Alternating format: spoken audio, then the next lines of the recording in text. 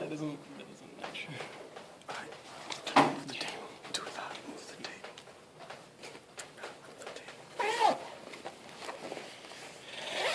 Once you've drawn the Lewis structure for a molecule,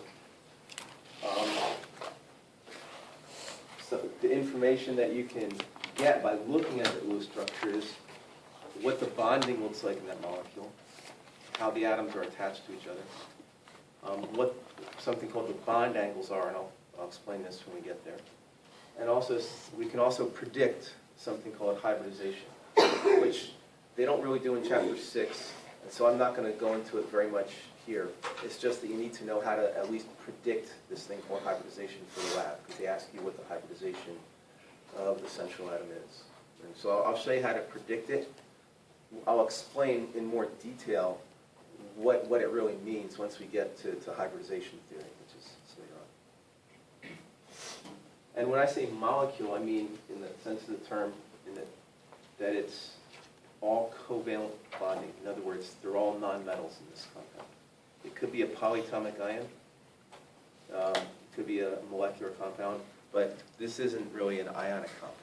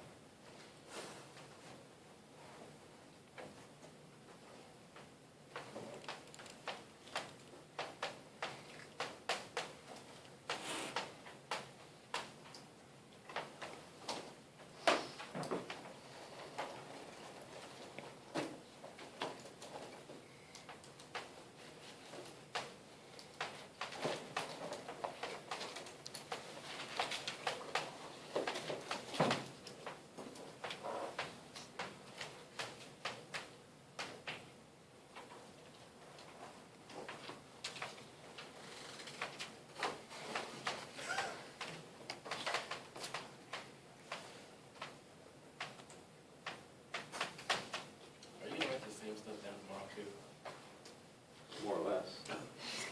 Oh, no, not in lecture. See, I'm doing this stuff in the discussions. My next discussion is Wednesday, so pretty much on Wednesday I write it down, and then Friday I write it down again. You know, I've been writing the same stuff for years, right?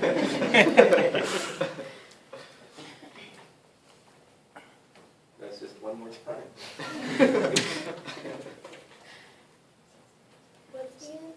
What's this?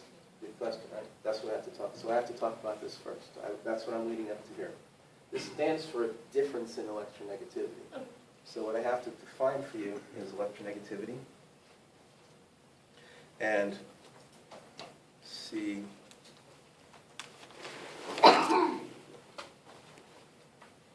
Here it is.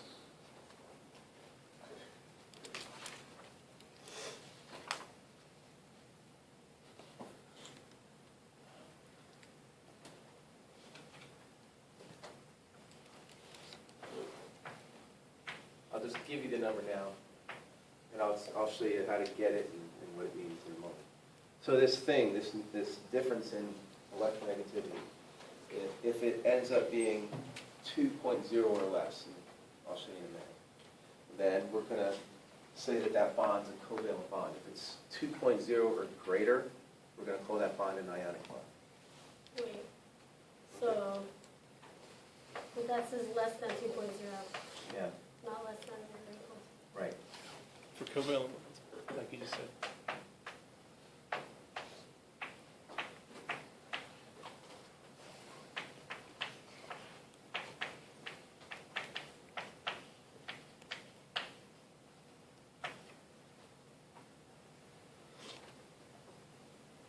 So the difference in electronegativity between the two atoms in a bond, that's what we're talking about, two atoms in a bond.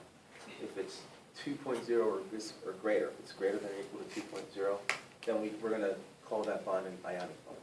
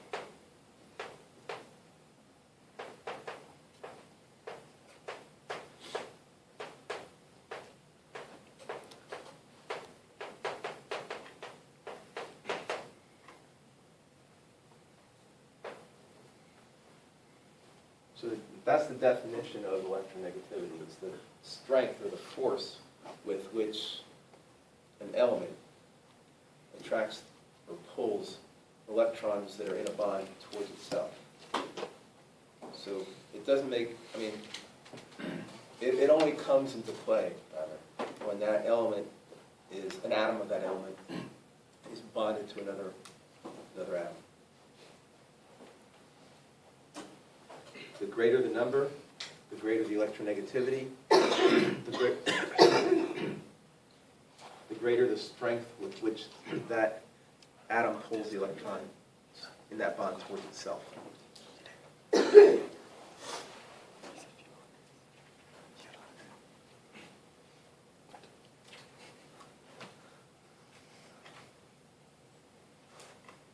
So right away, even before I go any further, that if the difference in electronegativity between two atoms in a bond is really big, the difference is big, one of them is going to be a lot stronger than the other, right?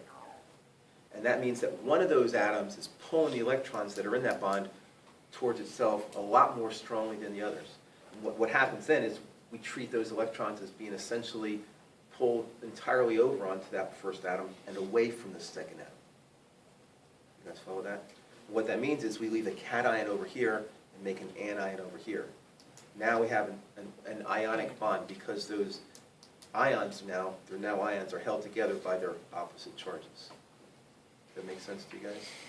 But if that number was 2.0 or bigger, if the difference in these electronegativities is 2.0 or bigger, then we say that's big enough for the electrons to be essentially pulled all the way over to the one, and it makes it an ionic bond. Yeah. You guys good with that? However, if the difference is less than 2.0, then the difference isn't great enough for one of those elements to entirely pull all those electrons away. And then we say that they're shared between the two atoms. And that's what we call a covalent bond. So let me write some of this stuff down. Actually, before I do that, there's a table, a picture rather, figure 6.4 on page 188, where you can look up electronegativities. I'm going to ask you to memorize only a few of those.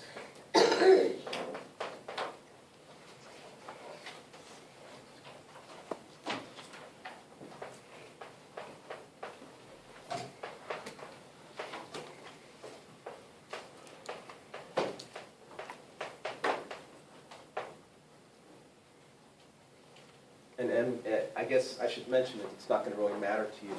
There are different scales where the electronegativities are figured differently. The scale we use is called the Pauling scale. Linus Pauling, who's a famous chemist, who came up with it. This is one we use. The ones that I would ask you to memorize.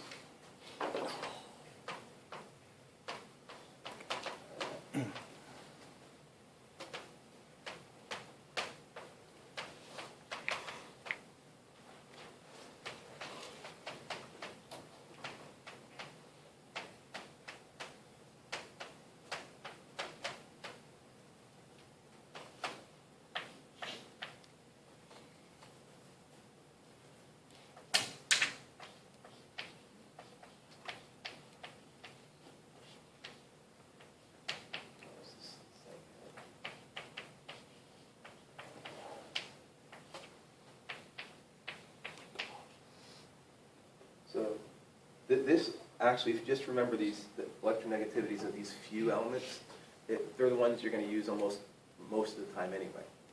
And there's a pattern here, which makes it even easier.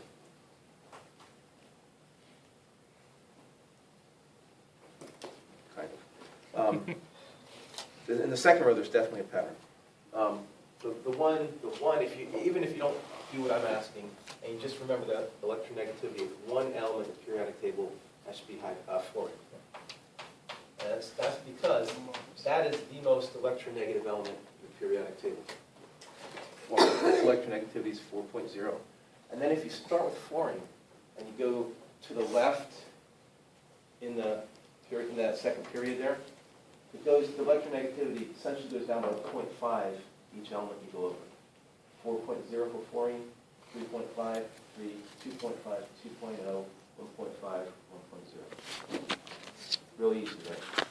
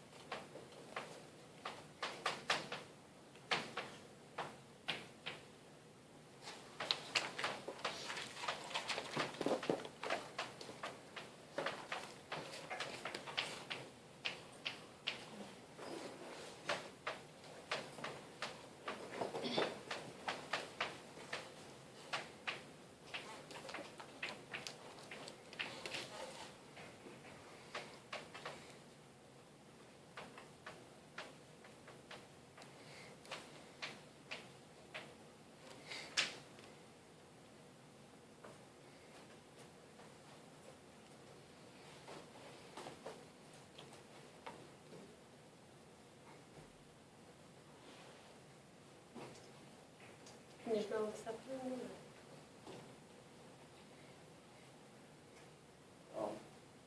Not in this system, no. Now, I should explain something else to you, that these numbers are somewhat arbitrary, right? Why not 1.9 and 2.1? Now, we picked 2.0 just because it's a nice number, right?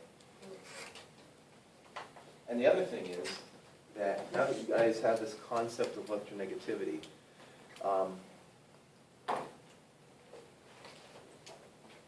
in any bond, those electrons in the bond, in reality, they're never really totally, absolutely pulled away onto one atom and all the way from another. There's some of that electron density that gets spread out that's still a little bit. So, but we're making this cutoff so that it's easy to classify bonds and date and categorize them. So let me just show you how you figure this out. It's real easy. So you can only do this with the bond with two molecules? Well, in a molecule has more than two atoms. I mean, We look at each separate bond. oh, okay. But I need to explain really the difference between these two now. So but before we do that, let's classify some.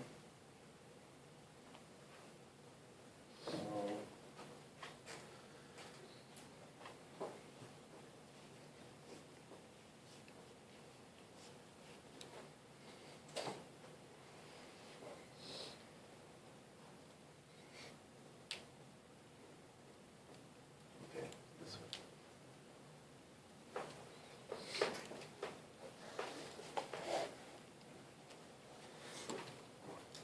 What kind of compound is that? Or what kind of bond is that between those two atoms? That determines, by the way, what kind of compound is the bonds.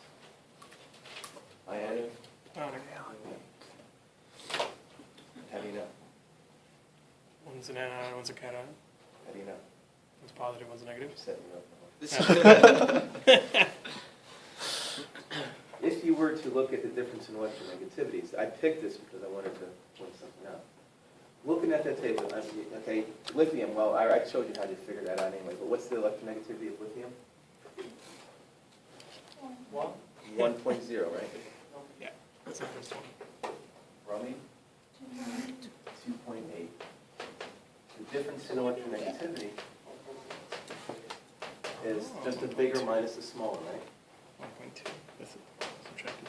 Thank you for being my guinea pig. That's no problem. It's 1.8. Knowing that, what kind of bond is this? Polar covalent. And that would classify this as a molecular compound rather than an ionic compound based on a difference in electronegativity. It's pretty cool. So it's Take that biology. it's more detailed than you've had before. Before you just had the crude approximation. Metal or non-metal, call it ionic. Because for most cases, that is true. For most cases, when you have a metal and a non-metal, the difference in electronegativity is big enough to where it's an ionic compound.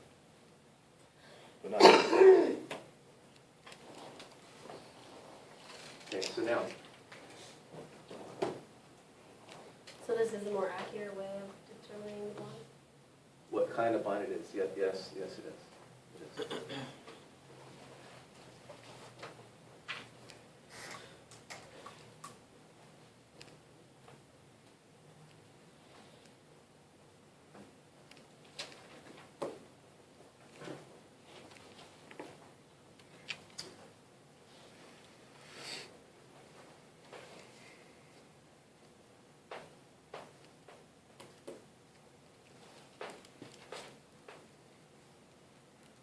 Well, we don't know. The bond between hydrogen and fluorine. Can you guys quickly tell me what the difference in electronegativity is? 1.9. 4.0 minus 2.1 is 1.9, right? So it's a polar covalent bond. Now what that means, okay, is that the more electronegative element is pulling the electrons in this bond, this line represents the 2 electrons in the bond. When we do Lewis structures, we're going to use that a lot. So the 2 electrons that are represented by this line represents the bond between the hydrogen and fluorine. Fluorine is so much more electronegative than hydrogen, the difference is 1.9, that it's almost ionic, but not quite. And what that means is these electrons are shifted greatly towards that side. And if there's more electron density, that means there's more negative charge. You guys buy that? So there's going to be a little bit of a negative charge over here on the fluorine, because it's pulling more of the electrons towards itself. It has to be balanced by something that's pulling these electrons away from hydrogen, and that's going to leave a little positive charge on the hydrogen. There's a couple ways of showing that. Both very close. That's supposed to be a lowercase Greek delta, partial negative charge, partial positive charge. Or we can show it with an arrow pointing towards the more electronegative element with a crosshatch on the less electronegative element. Electrons going that way, being pulled away from here. So it's saying the more positives on one side? Yes, right. More negatives in it. That happens in a polar covalent bond. Electrons are shifted towards one side, creating a negative region, and a more negative element, positive nonetheless. We're going to come back to that when we look at molecules that have more than 2 atoms in them and see how this difference in electronegativities in all the bonds affect the overall polarity of the molecule. So what I've shown you now is how to predict whether or not a bond, one bond between 2 atoms is polar or nonpolar or ionic. Now we're going to start, I'm going to show you how to draw Lewis structures, and once we do that, then we're going to look at the molecule overall, which is basically a result of all of the bonds in the molecule, and see whether or not the molecule is polar. I'll show you how it's possible for a molecule to have polar bonds in it, but be nonpolar overall. Before we do that, though, we have to be able to draw Lewis structures. For this, so there's a procedure. I'm just going to write it down. You're going to write down your notes, and then we'll practice it. Good, no bio teacher expects us to know all. Yeah. No, One she by one. does. She does. She's crazy. NASA. This is why, well, this is why, the 101, Chem 101. Usually comes first, but they changed it to 142. Did they? Yeah. Next semester. So the idea here is that you'll have the formula for a compound, okay, and you're asked to draw the Lewis structure.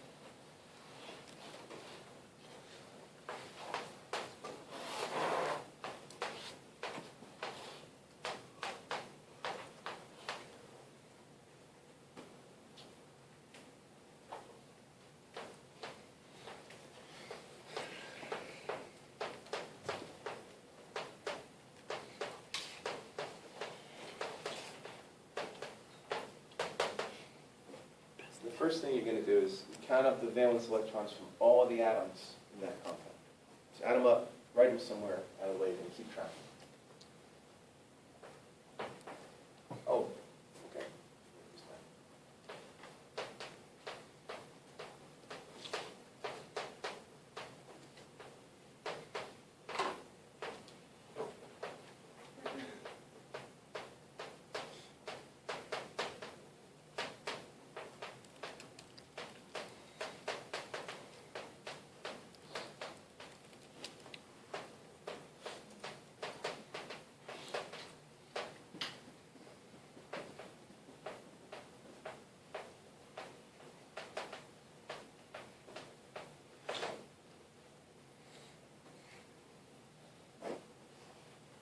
Second step is to arrange all the atoms, on the board or on your piece of paper, the order that you want to attach them.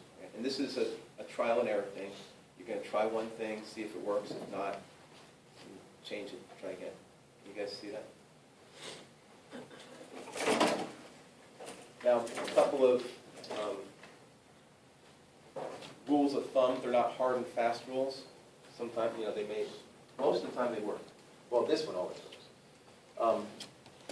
The least electronegative element should be the central atom. Try it first anyway, it's the central atom, with all the other ones peripheral to it outside. That's in the case where there's one central atom and everything's attached. Sometimes we're going to have no one central atom, and once we see that, it'll be easy. The other thing, and this is always true, because hydrogen only has one electron to begin with, it can only form one bond, which means it can never ever be central. It always has to be peripheral. It's always on the outside no matter what. One thing that's going to help you with this too, I asked you to memorize a few electronegativities, but in general, in the periodic table, the trend is that electronegativity increases up and to the right. Now we're ignoring the noble gases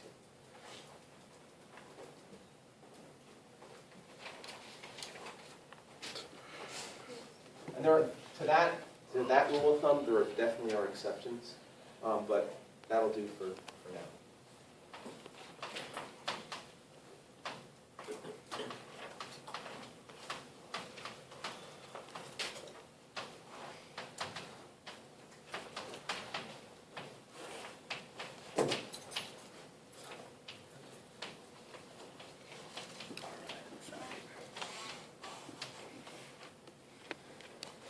So that'll help you with this.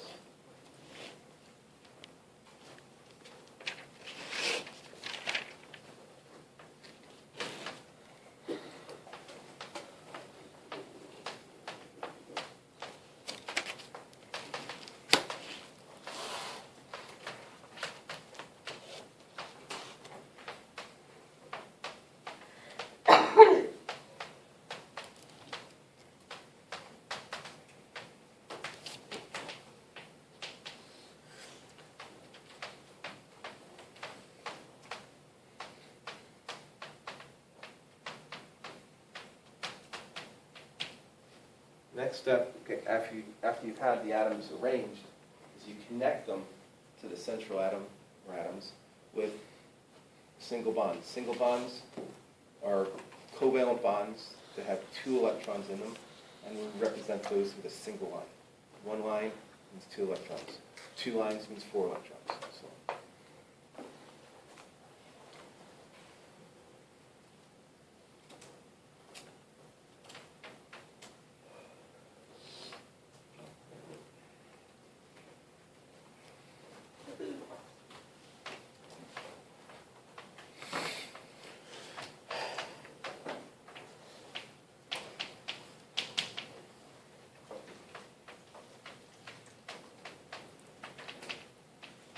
So remember over here, when we counted up the total valence electrons in that compound, and we wrote it down somewhere to the side.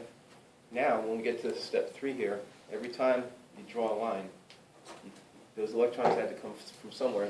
They came from our pool of valence electrons, so you have to subtract 2 from your total.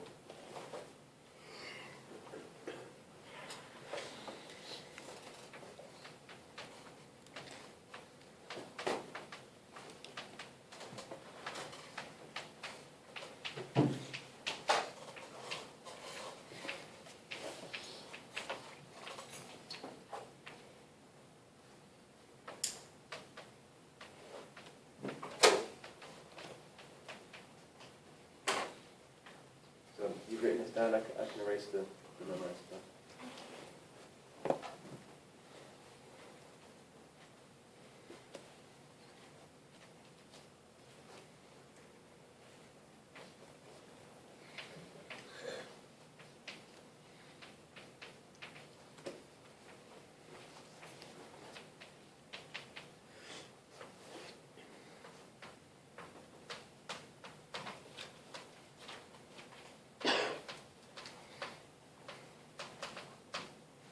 This next step here says satisfy the octet rule for the peripheral atoms first.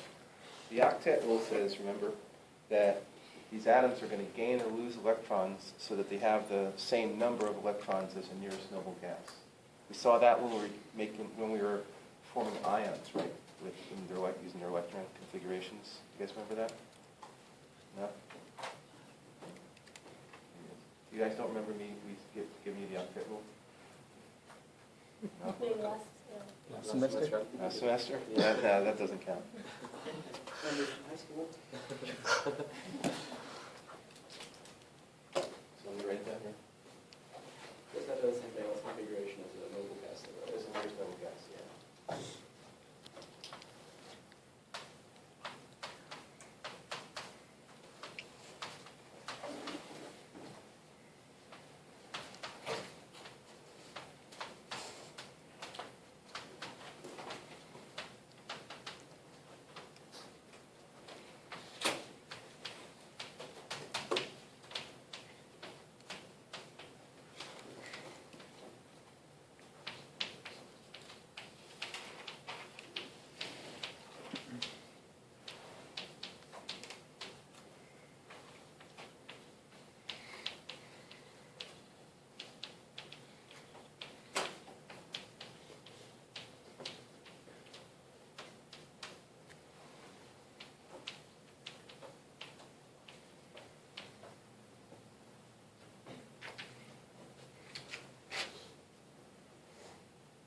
So the idea here is that the noble gases, one of the reason basically that they don't hardly ever react with anything else is because their electron configuration is extremely stable. Going away from that will cause something that's less stable, less energetically favorable than the noble gas. So it's kind of a sinkhole. All of the atoms, all the elements in the periodic table it's fairly easy for them to either gain or lose electrons in order to have the same valence electron configuration as the nearest noble gas. I mean, for instance, fluorine, right?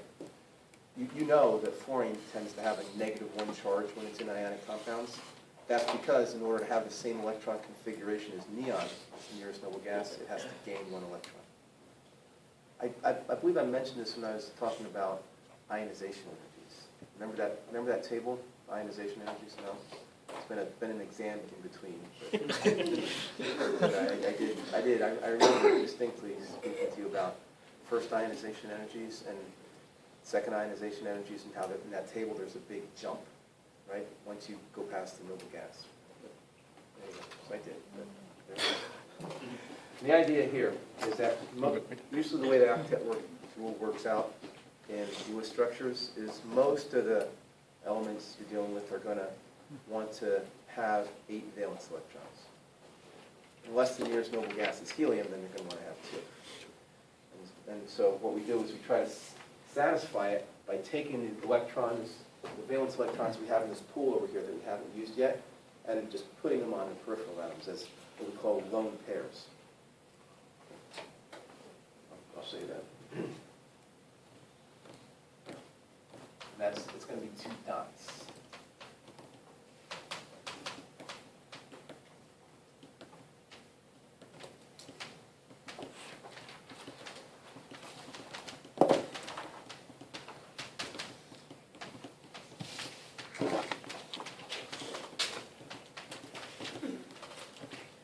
Once you've done that, if you have any electrons left over in your pool, throw them on your central atom, no matter what.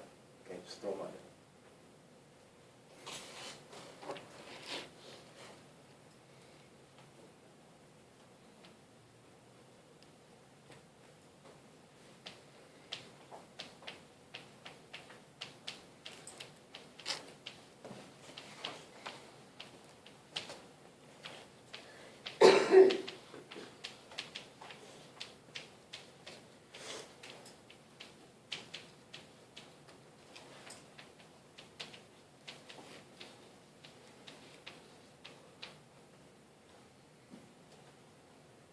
So we've arranged the atoms, we've connected them all to the central atom, we've satisfied the octet rule, if we can, for the outside ones. If we had any remaining electrons, we threw them on the central atom. Now check the octet rule for all the atoms in the element, in the compound. If it's still not satisfied, and you don't have any more electrons left, then you're gonna make double or triple bonds. And it makes a lot more sense once we've done some examples. But the point is, you have to satisfy the octet rule, except for the exceptions. We're gonna violate the heck out of it, but we'll see.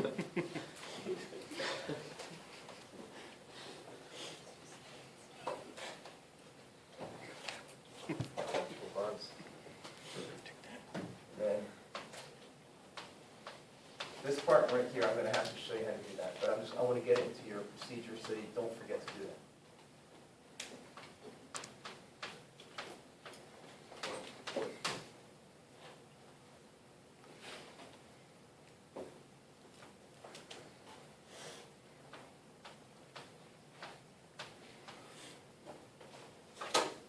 I'll just leave it like that. I'm gonna show you, tomorrow, as part of this thing here, how to calculate what's called the formal charge. It's real easy. And we're going to use the formal charge to see whether or not we should maybe try a different arrangement of the atoms or the electrons in that compound. And I'll explain how that works there. So in about 5 minutes then. I think it'd be useful actually to do an example. Exactly. Go, right. So we just, Yes, example.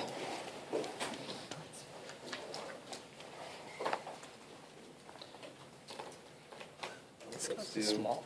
I don't want to violate it yet. I still have to talk about exceptions to the octet rule. So I'm going to do those. Let's do this one. Kind of start now. So, you didn't miss any words, did you? Got these all in your notes? Verbatim?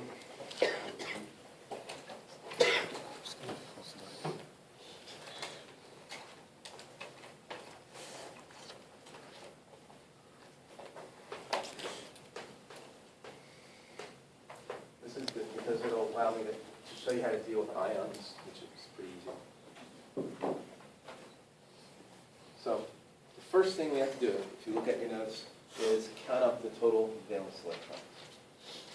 Can you guys tell me how many valence electrons hydrogen comes to the table with? What? One. How about carbon? 4. 4. That's 5, right? How many did each oxygen come with? 6. So that's 12, right? We have 5 over here, that's 17. This negative charge means there's 1 extra valence electron there. So we have to add 1 for that negative charge. If it were a -2, we'd have to add 2. If it were a +1, we'd have to subtract an electron. You guys get that?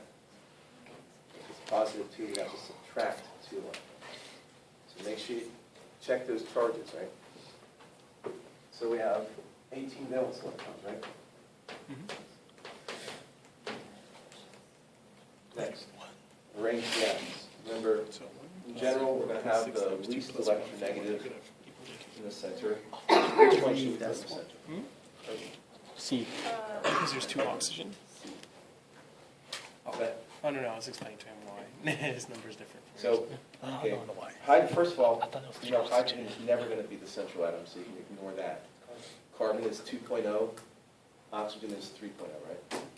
So, least electronegative is carbon. Arrange the other elements around it. It doesn't matter which order.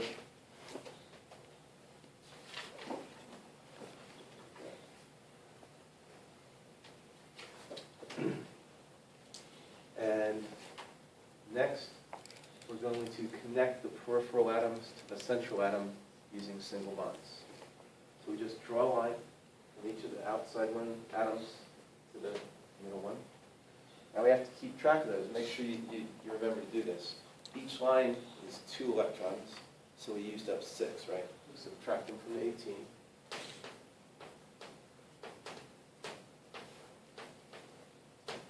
Now 12 left. Good so far? The next step says to satisfy the octet rule for the peripheral atoms first, and then if we have any left over, put them on the central atom. So the way you do that is, okay, oxygen, in order to satisfy the octet rule, needs 8 valence electrons. Hydrogen needs how many? 2, right? I mean, hydrogen need, to be like helium, has to have 2 valence electrons. Each line represents 2 electrons. We treat them as if each atom sees them as totally belonging to them. So the hydrogen, because it has this line touching it, sees 2 valence electrons. It's octet satisfied. The oxygen, both of those, okay, see only 2 as written. They both need 6 more, right? So we need 12 electrons total to satisfy the octet rule for the oxygen. We have 12, so we can do that.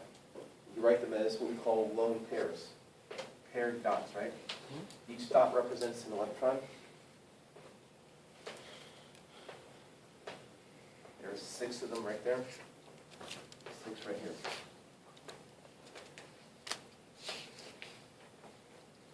Subtract them out, you have to keep track. None left, we can't make up anymore, right? That's all there is. You guys still following that procedure as we go? Next step says, check the octet rule. So we just made sure, we saw that hydrogen has the octet rule satisfied. We just made the oxygens okay, right? Both oxygens, as it's written here, C2, 4, 6, 8. So the octet's good. And what about carbon? Ooh, it's a problem, right? I only see 2, 4, 6. Well, we can't just throw 2 electrons on there because we don't have them anymore, right? So now we do this. Use double or triple bonds, right? So the way to do this, you look at the electron deficient atom, and you try to find an atom that's attached to it that has a lone pair. And if you share that lone pair, say to make a double bond, the deficient atom will gain 2 electrons, and the other atom will still see those 2 electrons. So it doesn't matter which one. Let's say take these 2 electrons here and write them as a line here. So it doesn't matter which one you choose? I could have chosen any of these or any of those. But you have to make sure that when you do form, if you have to form a double bond, that you erase those 2 dots from wherever they came from. There has to be an atom touching that electron. So now, how many valence electrons does carbon see? 8. 8. 2, 4, 6, 8. Can I see that? How many does oxygen see? 8. 2, 4, 6, 8, right? So it's good. So the octet rule is satisfied. We'll worry about formal charge once I show you how to do that. The thing is, though, whenever you have an ion, you should put it in brackets with the charge outside. Because this one does have a charge, it's an ion, we have to do that. So if it didn't have the negative up there? Then you wouldn't put square brackets. So there's a few other things, but that's the basic idea. If you want to, in pencil this time, you might want to start trying to draw some of the Lewis structures in experiment 15.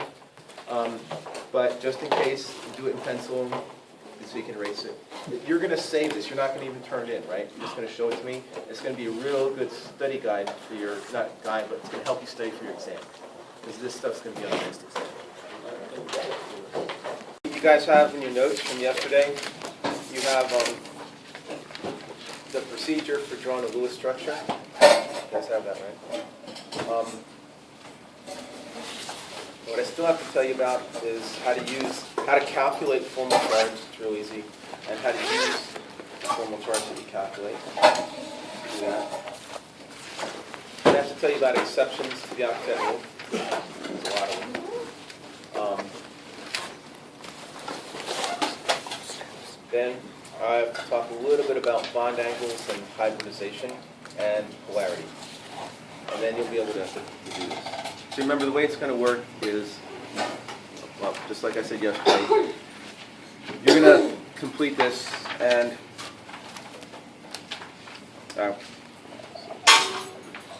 I'm just going to have you guys do through number 6 on page 184. Then when you're finished, show it to me. You'll get the points for the lab. I'll have a key up here. After I finish talking, I'm going to after I finish talking, I'm going to make a couple copies and stick them up here. You guys can look at them. So You guys ready? Got your notebooks? Yeah, try to take notes.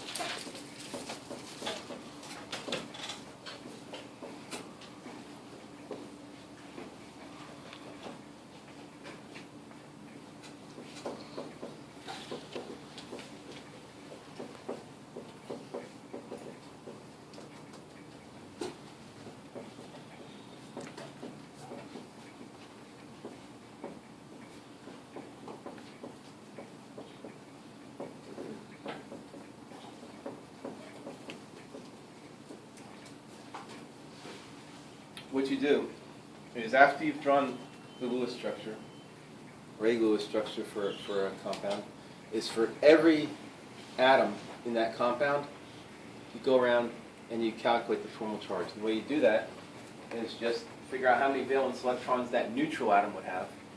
Like oxygen would be 6, fluorine would be 7. And subtract out the number of lines touching the atom, how many bonds are touching it, right? And each line represents a bond. And minus the number of dots. The dots represent the lone pairs, right? The non-bonding electrons. So every dot counts for one. So for example,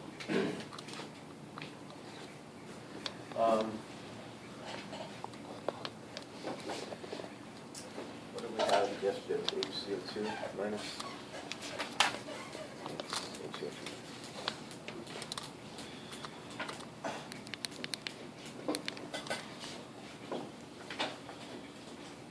So I believe we got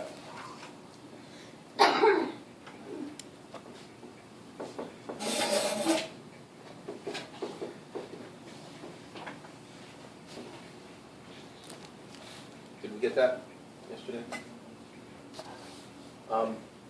So the formal charge. So what you do is you calculate the formal charge for each atom.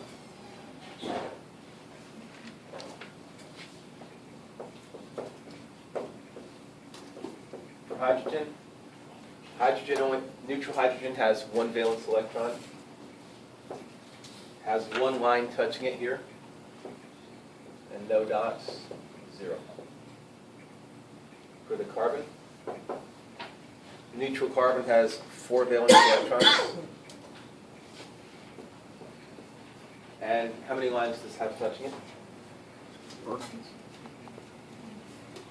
2. Carbon, how many lines are touching it? 4. 4, right? Yeah, everybody sees that, right? 1, 2, 3, 4. 4 bonds. And no dots, no non-bonding electrons. So its formal charge is 0 also. This oxygen right here, let's call this 1, this 2, just for now.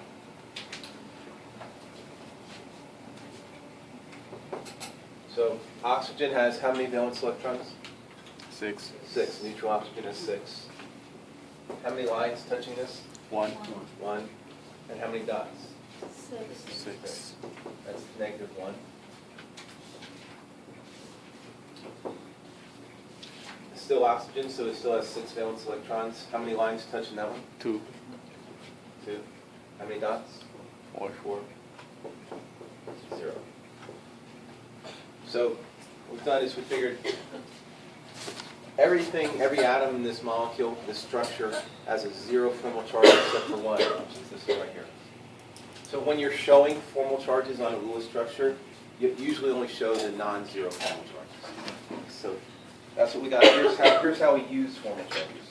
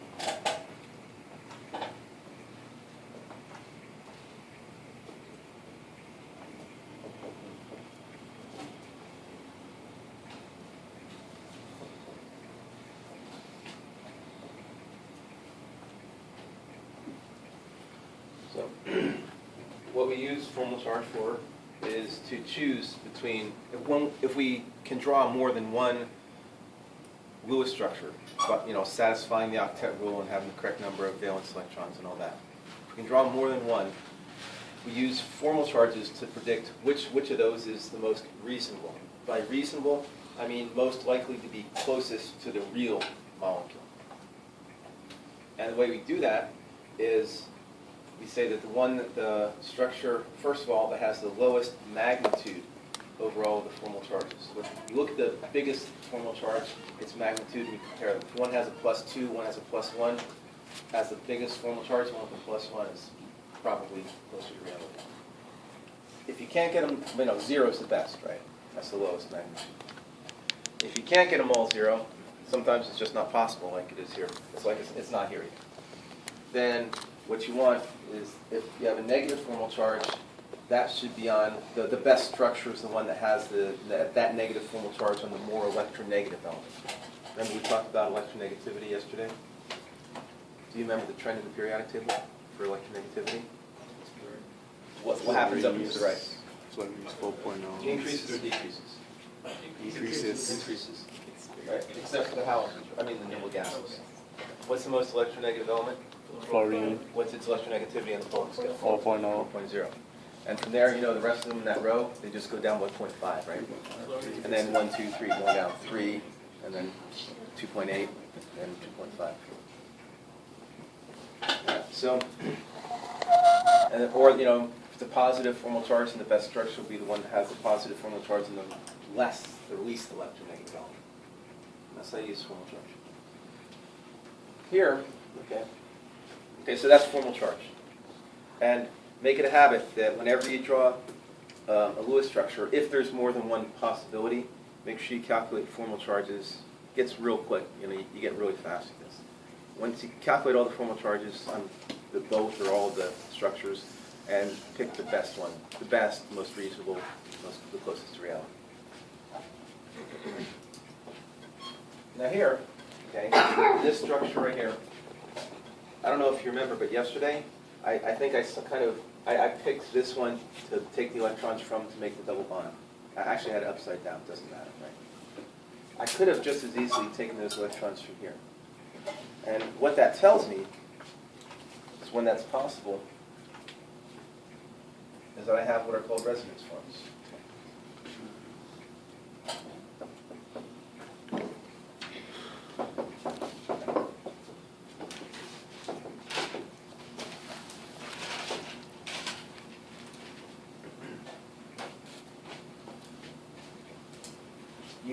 You have a resonance form or resonance forms when you can write more than one Lewis structure just by shifting the electrons around. Just write that over. So everybody has this written down?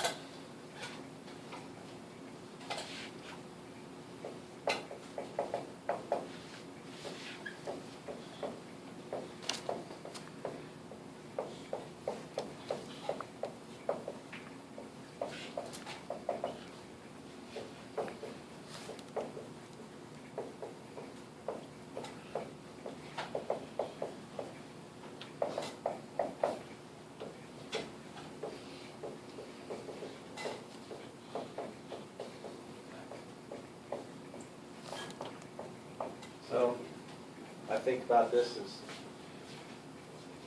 taking two of these electrons. Well, I'll let you finish writing first.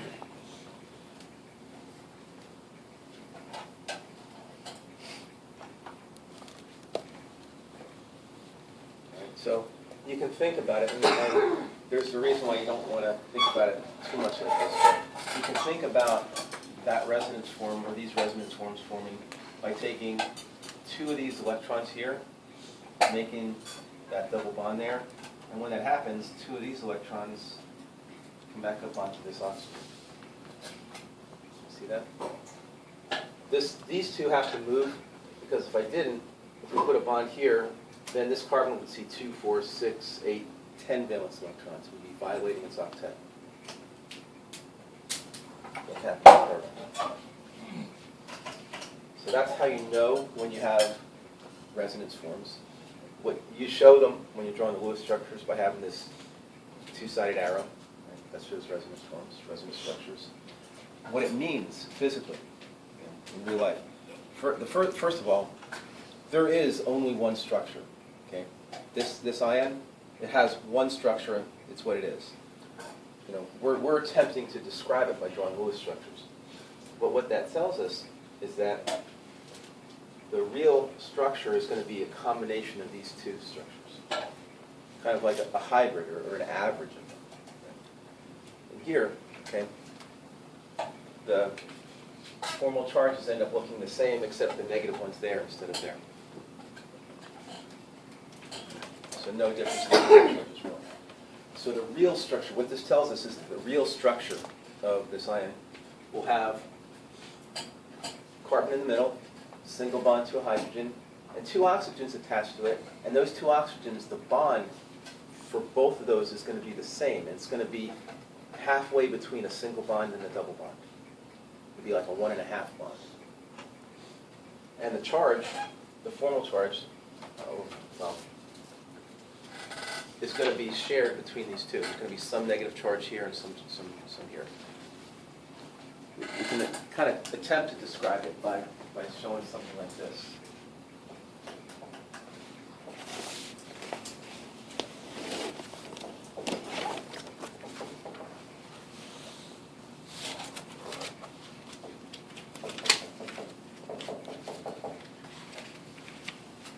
Where the dot shows those we call them delocalized electrons.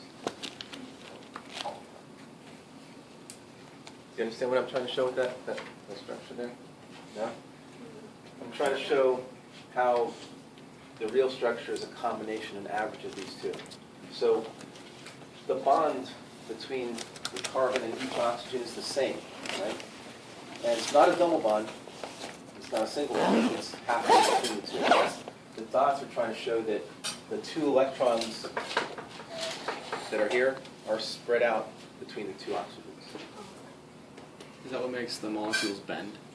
The legs? Um, No, they're showing it. Not exactly. Because the charges that we don't guess. That does have something to do with it. Yeah, they repel each other and they try to get as far away from each other as they can. When we do what's called Vesper theory, and describe the 3-dimensional shape of the molecules, we'll talk about that.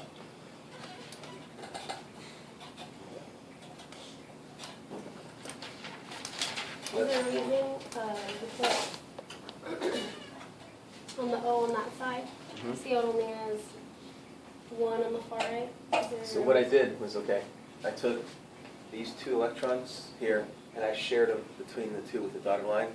And I took 2 of these, because if there's a bond here, then there's not room for, all of these 6. So I took 1 of these and put it over here so that they're the same as each other. Okay, so there's 5.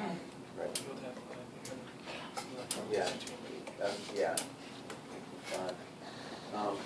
Then they each see these 2, 6, 7, and you can think about it as having 1 from 1 here.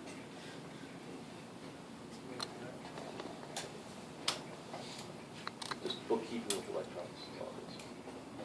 All right. What's that? Is that a carbon shot? Carbon shot. Is that a carbon shot to keep or balance the electrons high? Carbon shot. No, it's not. This is Nature. I can do it. Yeah, the universe. It's energy. All right. So, exceptions to the octet rule next. It ends up that the octet rule is more of the exception and everything else is what the rule. It ends up that the octet rule really only has to be satisfied for these elements here.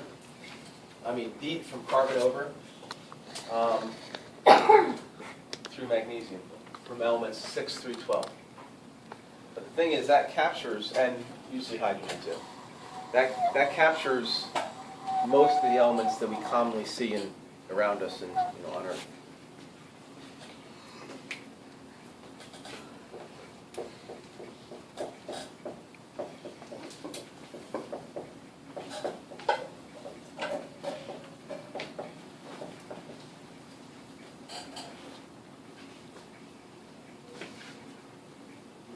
Actually, not since actually, we can say that 1 through 12. So that's why the octet rule. Except for in that group, boron is going to be an exception.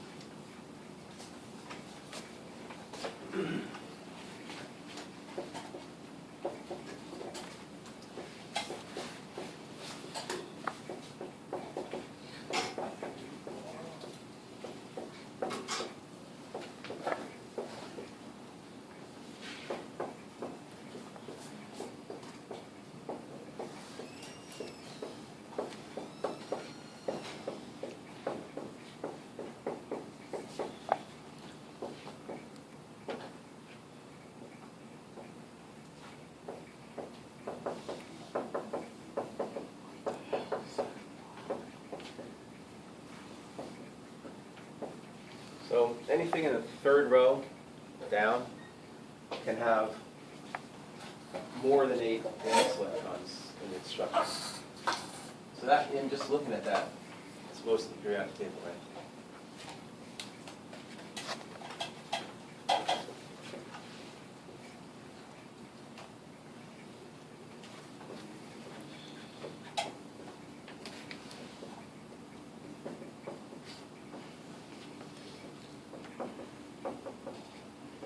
And the structures that they form, boron and aluminum, right next on top of each other or beneath each other, end up they're stable with 6 valence electrons. For example, aluminum chloride. If we were to follow the procedure and draw the Lewis structure for aluminum chloride,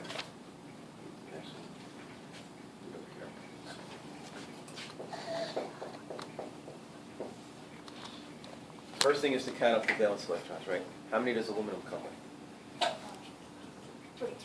3. How many does each chlorine come with? 7. So that's 24 total, right? Next is arrange the elements. Remember the last electronegative goes in the center. Which should go in the center, do you think? Aluminum. Arrange the others around it. Wouldn't that also be logical because aluminum has to share 1 electron out to each of them anyway? Their sharing goes both ways, though. What if you put one chlorine in the middle? That wouldn't work out. That's easy. It wouldn't. Yeah, it wouldn't. But It's not. I know what you're saying. I wouldn't quite go down that path. All right. Anyway, the next step is to connect the peripheral atoms to the central atom using single bonds, subtracting 2 electrons for each line. That's taking 6 away, 18 left. Next step is to satisfy the octet rule for the peripheral atoms first. Add How many dots. more valence? How many dots? How many more valence electrons does each chlorine need? 6. Good. They C2, you get 8, they need 6 more. 1, 2, 3, 4, 5, 6. 1, 4%. 2, 3, 4, 5, 6. That's 18. All the electrons are gone. Next step is to check the octet rule. Chlorine's good. Aluminum only C6, right? So normally, if you just didn't know about the exception, you would form a double bond, like we did with the carbon, the oxygen. But what I'm telling you with this exception is that no, don't do that. Leave aluminum in the middle, as just 3 single bonds. We know experimentally that it's true that aluminum is closer to this structure than it would be to have a double bond between chlorine and that. Okay. So boron and aluminum are like that.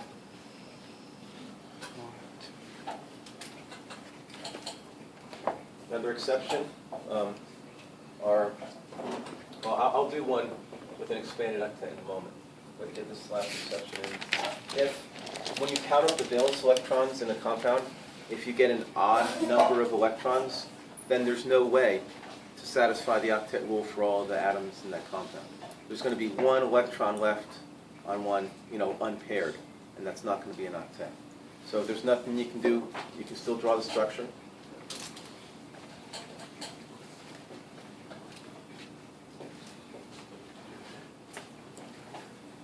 And what you should do, okay, if you have a choice as to where that unpaired electron goes, use formal charges to figure it out.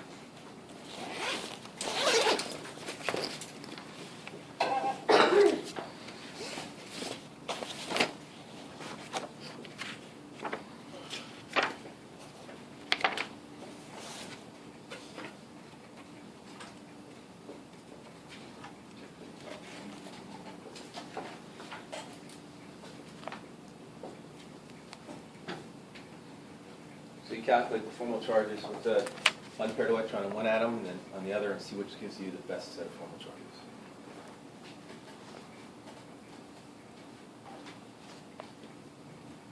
All right, so let's do some examples. Stand it up, thanks.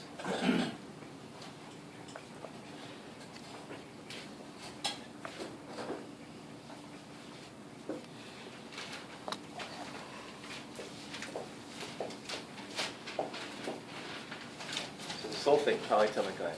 Draw a Lewis structure for it. First thing is to count up the valence electrons. Sulfur comes with how many? 6. Each oxygen comes with 6. All right, so that's 30. And what do we do with that -2 charge? Add 2. Add 2 electrons, right? So 32 electrons. Next, arrange them. Which element should go in the center? Sulfur. Yep. Connecting the peripheral atoms to the central atom with single bonds, we use up 8 electrons.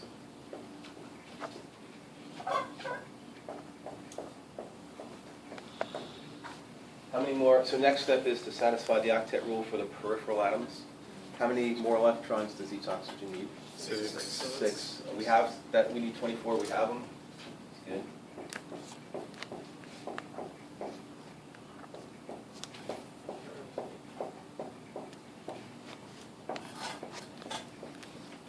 And because it's 9, we put it in brackets, right? Are we done? No, No. Why are we not done? because we're not done. Because you know that I asked that after you. We're not. The reason we're not done is we haven't done the last step in the procedure I gave you yesterday. You guys remember what that is? Look at your notes. What's that? Formal charge, right? Is that what you Best said? fits, the best fit Lewis structure. What's that? Is it the best fit? Best fit? That is It's to see if the last step, and the point I'm trying to make here is that please don't forget to do that last step, which is to calculate the formal charges on all the atoms. And if you get anything that's not 0, try to figure out if you can write a better Lewis structure, right? So, let's do that. The oxygens all look the same, so if we calculate the formal charge on one, it's going to be the same on all. All of them, exactly. Can you do that for me? It's -1. -1. 6 valence minus 1 line minus 6 dots is -1. Is that too fast, or do you guys? That's -1, -1. -1, -1, -1, -1, -1. What about the sulfur? Oh, It's 2. Positive 2, right? yeah. So there could be a better one. So maybe, okay. So when you get something that's not 0, see if you can, but just by shifting the electrons around, or sometimes you have to shift the Double atoms around. bond. See if you can do it. What's that? Double bond. Wait, One double of the bond. oxygens might have to Okay. be a double bond. So, Oh yeah. so now we know to look for something else. Double bond on the left So if we side. take, it doesn't matter, they're all the same, so I can pick anyone, right? I'm going to just, at random, pick that oxygen, make a double bond there. What's the formal charge on sulfur now? 0. Is it? Wait. 1. On sulfur? Sulfur. Just 1. Zero. How many, so positive 1, right? 6 Positive valence 1. electrons minus 5 lines, 0 dots, Plus 1. plus 1. These are still -1. That's the best fit. What's the formal charge on oxygen? 0. 0, right? Yes. 6 valence electrons minus 2 lines, 4 dots. Can't really get better than that one. Can we do better? No, no. What do you think, Laura? Yes. No? Double on another Then oxygen. you do a double bond. Yeah, You want another double bond? Serious? Double, Yeah. double, Another Right. oxygen. I get Yeah. double, double. Now we're getting a little experimental here. Right, so now, what's the formal charge on sulfur? 0. 0. And the two other oxygens. These are both 0, these are both -1. Yes. That's the best you're gonna do. Yay. But- How many valence electrons does sulfur see now? Like 12. Negative. 2, 4, 6, 8, 10, 12. 12. So what? It's in the third row or lower, Oh, it it is. can have an expanded octet. I'm illustrating this point right here. Oh. See that? So it's more important to have good formal charges than it is to have just 8 valence electrons. Got it. But if it's in the third row or lower, if it's in the first or second row, then you have no choice. You have to follow the octet rule, except for the exceptions. Boron, like boron. Boron, carbon. Carbon's not an exception. Odd electron species. 0, 0. Yay.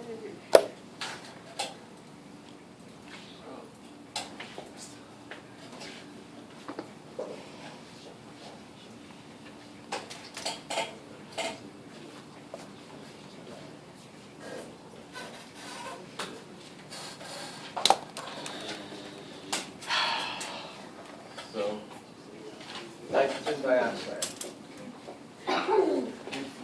We know this exists in the atmosphere. It's relatively unstable. You'll see why, hopefully, in a moment. But let's draw the Lewis structure.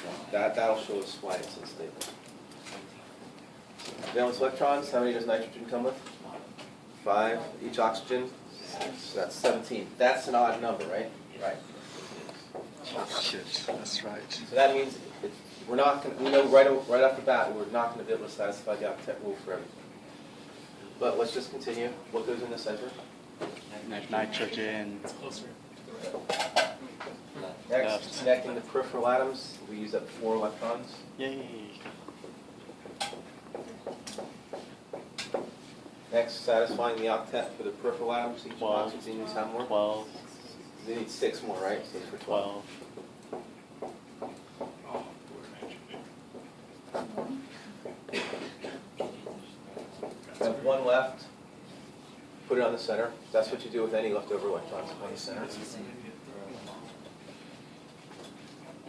So we've used up all the electrons. You don't have any more, we can't just make them up out of thin air. So now, check the octet rule. Is the octet rule satisfied for the oxygens? No. Yeah. No. It's not? negative. Yeah. Well, octet rule, yeah. but Yeah. it's We're not to negative. formal charge yet. Oh, Not sorry. to formal charge Okay.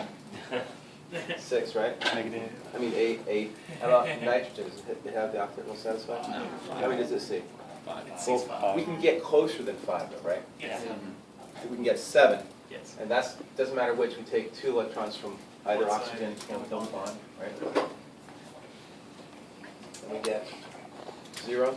Oh, no, so formal charges now. Now, we can't go any more than that, because then we would be violating the octet rule on the other side for nitrogen, and you can't give anything in the first or second row too many valence electrons. You can't go past it. So we stop there. And by the way, there's 2 resonance forms here, right? This one and the other one? Yep. Right-handed and left-handed.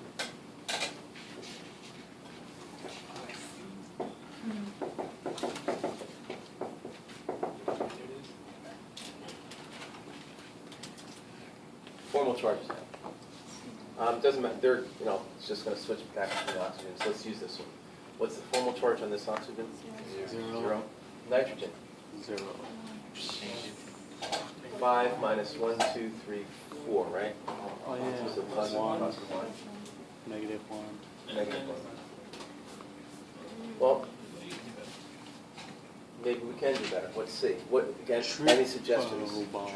Can you take Triple from bond. oxygen? Take one for the. It would violate the octet rule for nitrogen, right? 2 on the other side, remember, you can't do that. You can't go over 8. Could you take one from oxygen on this side and the one from nitrogen, and do a double bond or Slap triple it. bond Then actually? nitrogen would have too many. We'd have 9. Well, use that Like one one of the and two. share it with the oxygen. I'll show you. Okay, don't write this down. Right? Yeah, that's what I'm saying. You're doing it. That's oxygen, rather. How many does oxygen see here? It's enough. It's enough. 2, 4, 6, 8, 9. Can't do that. It won't do that. Okay. It won't let you do that. Good try though. And this is, by the way, this is exactly what you do when you're first doing it. You play around, you know, with a puzzle. We only have 3 minutes for each question. Any other ideas? Rearrange the order. There you go. Right? You guys catch that? Instead of putting nitrogen in the middle, let's try an oxygen. See, you know, that was just a rule of thumb, putting the less electronegative. You know, let's try it and see. So let's go over here. So we put it. So we still have what, 17, right? But something like that. Does it matter which side nitrogen is on or no? Nah, this, yeah, I can just take it out of the board, flip it over, and do the same, right? Oh, okay. So we use 4, making the single bonds. Same as before, 13 electrons left, 6 on the oxygen, 6 on the nitrogen. Use them as well. One What's here. nitrogen get 6 for? None, right? So, so nitrogen sees 8, oxygen sees 8, this oxygen only sees 5. So we can make double bond either here or here. And we'll use formal charges if we like this one to see how it works. Let's try this one here. 7. 7. Yeah, 7 charges. 7, that's what we're going to do for the central atom in any of these, right? Mhm. So we have the formal charges here. So now let's calculate the formal charge. And actually, let me write the other rule of structure so we can do that too.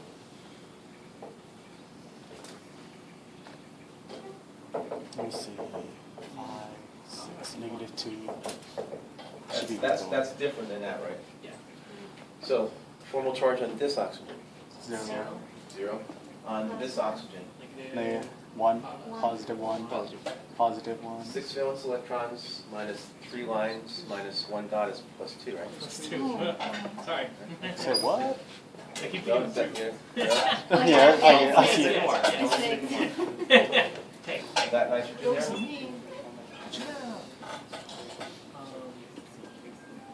Supposed to have 5. For -0. -2. -2. This, I got, excuse me. Shut up. High 5, -2. Huh?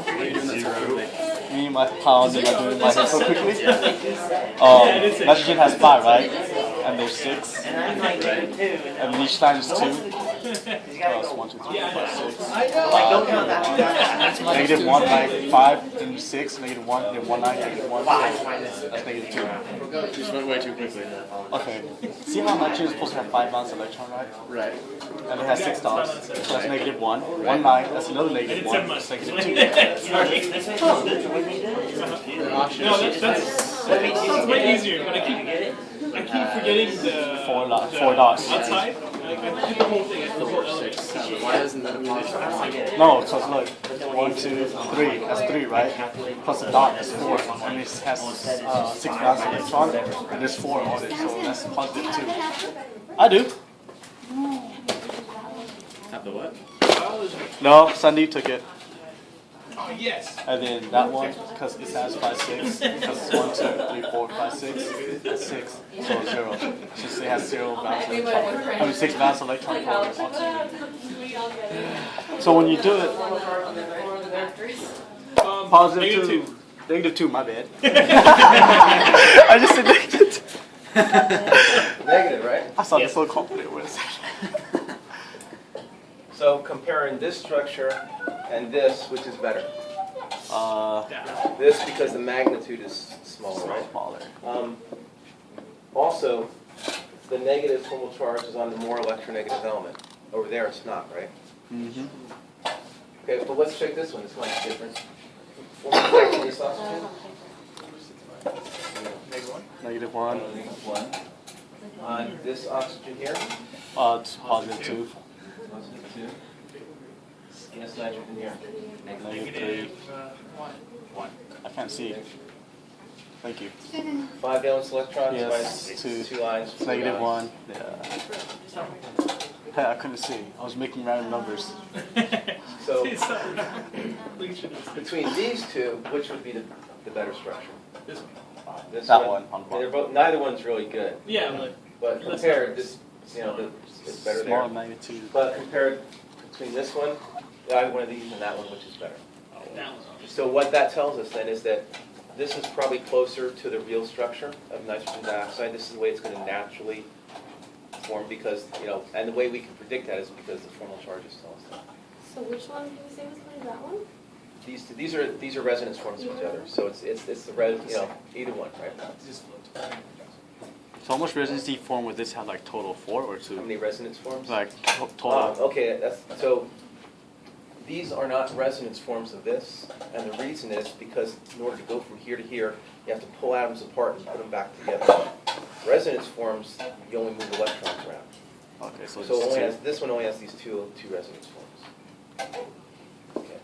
And the better one of those two is the top No, no problem. one. But don't even look at those. Once you see that this is better, just look at this. That's not going to really exist. Okay. And which one of, These are Either resonance one of forms. those two? They both, it's the resonance hybrid of these two that exists. The real structure is the hybrid of these two, combination of these two. So there's formal charge, it's exceptions. Okay. Bond angle and hybridization. We're going to go into more detail on those when we get to that chapter on Vesper theory, hybridization theory.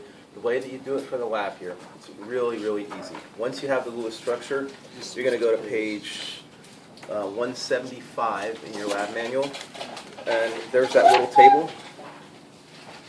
All you do is, everybody see that on the table? Page 175. Go to the left-hand column, see how many groups of electrons are around the central atom, and by groups, a group can be either a lone pair, or it can be a bond. But here, a bond means either a single, double, or triple. A triple bond just counts as one group. A double bond counts as one group. Got that? Remember that everybody always forgets that at first, right? They start counting their lines, right? So, how many electron groups? Well, SP2. Oh, sorry. How many electron groups are on the nitrogen? If there's only one electron, count that as a group. Three, right? That's 1, 2, 3. So you go into this table, find 3 electron groups, you go over them, it gives the electronic shape, which is planar, and I'll talk about what that means when we get to that chapter. The bond angles, it gives us 120 degrees, and the hybridization, sp2. I know it doesn't mean anything to you yet, but if you just get used to seeing those things and predicting them using that table, when we get to that part in the lecture, it'll be familiar and it'll go much quicker. I know that's the way it happens. Okay, you guys, so that's pretty much everything you need to know to do it. The other thing is that we have these models, and I strongly encourage you guys